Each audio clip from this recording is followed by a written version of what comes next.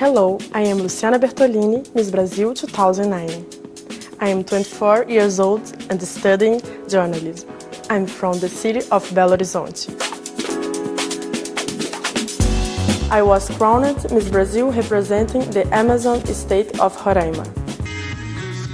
No concurso de Miss Mundo, atualmente o principal concurso de beleza do planeta, com mais,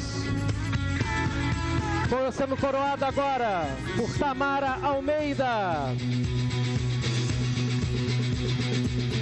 Tamara Almeida, que agora colocará a faixa na nova Miss Mundo Brasil. Lu, tudo bem? Tudo bom, muito bom ser recebida com tanta alegria, né?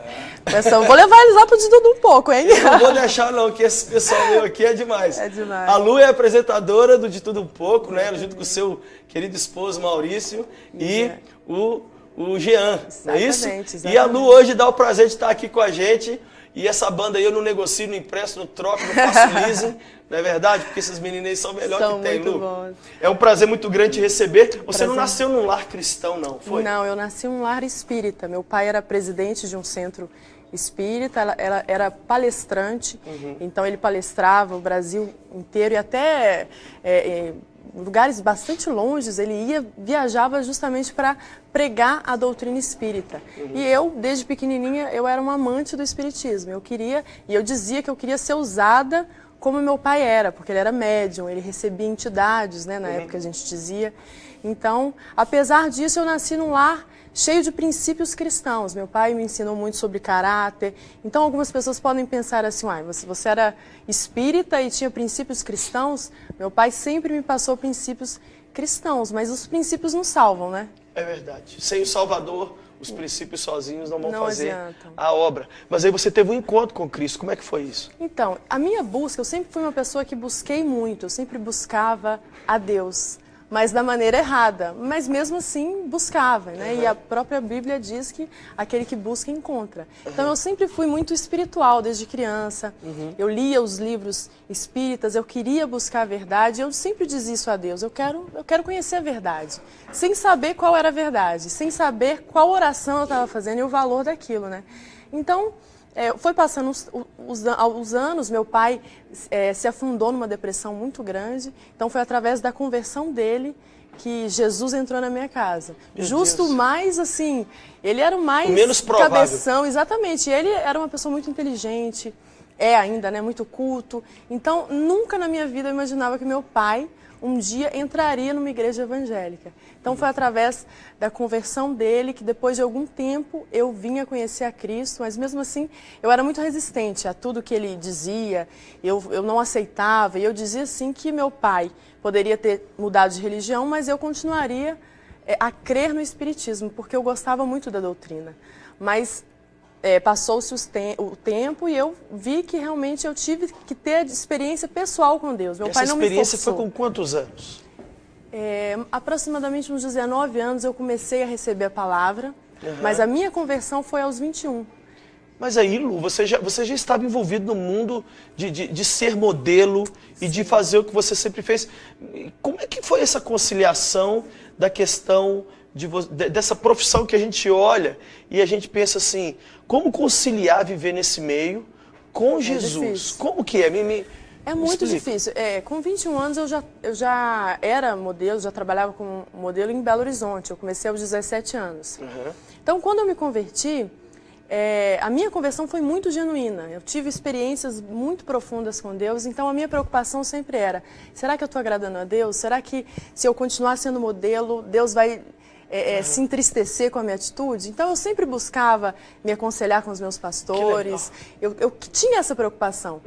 E aí aos 24 mais ou menos, eu recebi o convite para participar do concurso de Miss. E então eu pensei assim, mas o que Deus tem a ver com o concurso de beleza? Isso até foge muito aos princípios cristãos, porque tem a ver com a vaidade, a mulher que sempre ela quer ser valorizada se ela ganhar o concurso, ou seja, ela quer ser reconhecida como a mais bonita daquele concurso.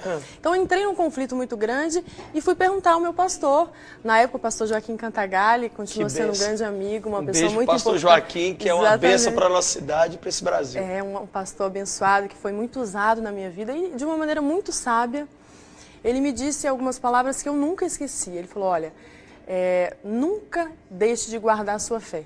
A partir do momento que você perceber que você está tendo dificuldade de guardar essa fé, então você precisa colocar o seu próprio limite.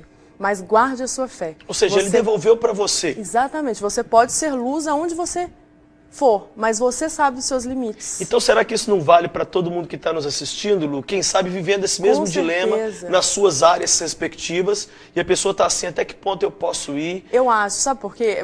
Muitas meninas já me mandaram e-mail perguntando, olha, será que eu posso ser modelo? Será que eu posso ser Miss? Ou a minha mãe não concorda que eu seja modelo porque ela acha que essa profissão não é de Deus. E eu tomo um cuidado muito grande para responder, porque eu não posso simplesmente dizer, olha, não, você tem que ir para o meio da moda, porque se você tem esse sonho, você vai ser luz lá. Eu acredito que Deus tem um propósito, Deus teve um propósito na minha vida, mas talvez eu pudesse não dar conta de ser luz ali. Por exemplo, e ser influenciada, né? Você já, assim, a gente pensa na situação típica que a gente imagina de um concurso, ou de um prêmio, ou de alguma coisa onde alguém pode virar para você. Já aconteceu com você de dizer assim, se você for para a cama com alguém, aí você tem um prêmio. Isso já aconteceu? Já te foi feita essa proposta? Já aconteceu. E, inclusive, foi algo que me marcou muito, porque foi aonde eu pensei em desistir. Eu estava... e aí eu sempre perguntava a Deus, será que eu continuo? Será que eu volto? Até que ponto eu posso ir? Foi um momento muito difícil na minha vida, porque eu viajei muito. E você acaba que... Quando você não está frequentando a igreja, você se esfria, isso é fato. E eu, durante um ano, eu viajei para 12 países, então era muito difícil eu ter ali um tempo para ir à igreja. A minha luta constante era essa, eu cheguei a me esfriar e em alguns momentos eu ligava para minha pastora chorando e falava, pastora, eu desviei, eu estou desviada. Então assim, o meu coração sempre foi pronto a obedecer a Deus. Por mais Mas você que... nunca largou Jesus, você... Não. Acho que o próprio fato de você ligar chorando mostrava como que o seu coração... Não, eu não larguei no sentido assim, eu não quero saber de Deus, eu vou viver o que o mundo me oferece. Eu tinha dificuldades, às vezes eu sentia que, eu caí aqui, eu me arrependia, eu não larguei nesse sentido, mas eu caí. E eu acredito que essa é a nossa humanidade, nós caímos, nós estamos sujeitos a pecar, mas o nosso coração tem que ser um coração sempre disposto a arrepender. Né? Esse é um meio, Lu, onde as pessoas estão muito lutando ali para literalmente vencer pela beleza. Claro. Não é? E você tem um episódio, uma história de uma amiga, de uma pessoa que um dia olhou para você e falou uma frase que você não esperava ouvir. Sim. Disse para você, você acabou comigo. Conta, como é que é isso? Essa história é muito interessante porque foi uma época que eu estava questionando muito a Deus em relação a justamente isso. Porque quando eu passei por essa fase, eu já estava num relacionamento com o Maurício, a gente já estava namorando. E na minha cabeça eu pensava assim, eu tenho que esquecer tudo que eu vivi. Eu tenho que esquecer o meu título, eu tenho que esquecer o meio da moda, porque agora eu vou casar com um pastor, então eu tenho que ser esposa do pastor e nunca mais vou ser usada nessa área. Como se eu quisesse negar o meu passado. E nesse momento eu estava orando e pedindo essa direção a Deus. Eu falei, Senhor, eu não quero mais, eu não quero ser vista como a Miss, eu não quero que as pessoas olhem para mim, ela foi modelo, ela foi Miss, porque eu achava que não tinha nada a ver com o meu novo ministério, vamos dizer assim. E nesse dia eu tive um contato com uma pessoa, conheci se tornou amiga, né? Uma amiga que mais ou menos da mesma idade que eu. E ela era muito bonita, na cidade dela era muito assediada, todos os homens achavam ela muito linda. E ela mostrava muito o valor dela pelo corpo. E a gente conversando ali, eu falando de Deus, mas eu falando de Deus não no sentido assim, eu tenho a intenção de estar pregando para você. Eu estava falando sobre a minha vida, sobre a minha experiência, sobre a minha experiência com o Maurício. Então contei alguns episódios para ela e falando, olha, eu orei com com meu namorado, a gente passou por um momento de oração. Não tive vergonha disso, porque eu acho que a gente não tem que ter vergonha, né? E eu falando ali com ela me escutando, eu percebia que ela fazia uma expressão de surpresa. E aí passou um tempo, depois de um tempo eu cheguei, a gente ficou muito amiga, eu fui dormir na casa dela, eu estava no estado dela, é outro estado, e fui dormir na casa dela, e um dia eu cheguei no quarto dela e ela estava chorando. E aí eu não entendi, eu falei, o que aconteceu? Você está bem? E aí ela falou, olha, você acabou comigo. Aí eu fiquei assustada, eu quase saí, né? Tipo assim, eu vou deixar ela aqui, senão ela vai me bater. O que eu te fiz? Eu pensei, né? O que foi? Mas por que eu acabei com você? Ela falou, olha, você entrou por aquela porta na minha casa quando você foi me apresentada e eu falei, nossa, que menina bonita. E a gente começou a conversar, eu vi que você foi Miss, que você foi modelo, você tinha tudo para conquistar, para conseguir tudo que você queria nessa vida, e aí você me fala de Deus. Você sabe por que eu ainda não fui à igreja? Meu irmão é convertido. Você sabe por que eu nunca cheguei aí à igreja? Eu falei, por quê? Ela falou assim, porque eu acho que eu tenho beleza suficiente, eu não preciso de Deus. Aí chega você, mais bonita do que eu, com o título de Miss, abrindo mão de tudo para se casar e falando de Deus de uma maneira tão tocante. Você me deu um murro, você me esmurrou. Então, assim, ela quis dizer, eu quebrei a cara, né? Uhum. E aquilo, Deus, no mesmo momento, o Espírito Santo colocou uma certeza no meu coração. Eu não quero que você negue tudo que você viveu. Eu quero usar você, com tudo que você tem, com o seu título, com a sua experiência no meio da moda, porque eu quero atrair essas pessoas para mim. Essas mulheres que acham que a beleza é tudo na vida, que a beleza é suficiente, porque eu acredito que o homem, ele sente que ele tem um poder quando ele tem dinheiro. Uhum. E a mulher sente que tem poder quando ela tem beleza. É muito difícil, por isso, nesse meio, as pessoas se curvarem a Deus. Mas tem muita gente nos assistindo, principalmente as meninas, que estão vendo aqui alguém que foi Miss Brasil 2009, hoje serve e continua servindo a Cristo, bem casada, feliz, apresentadora de um programa lindo aqui da Rede Super. Que palavra você tem para dizer para essas meninas que estão nos assistindo, Lu, para a gente encerrar? Olha, o que eu tenho para dizer é que eu abri mão de muitas coisas na minha vida. Até só para finalizar esse momento, você tinha me perguntado se eu tinha recebido algumas propostas. Eu recebi propostas até de outros concursos que eu fui participar. Olha, você pode participar de tal concurso e você pode até ganhar, mas você precisa sair com fulano de tal ou dormir com ele, né? Isso aí é muito comum acontecer nesse meio. E eu fui muito firme nos meus princípios, eu abri mão de sonhos, porque meus princípios estavam na frente.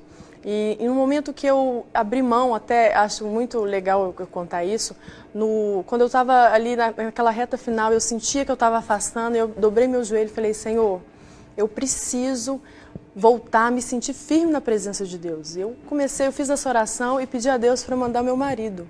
Uhum. Eu quero meu marido, eu preciso, porque eu sei que o marido, preparado por Deus, ele vai me ajudar a estar mais firme no caminho certo. Uhum. Só que eu estava com planos para morar fora. Eu ia morar 6 meses em um país, 6 meses em outro, porque eu queria aprimorar meu inglês.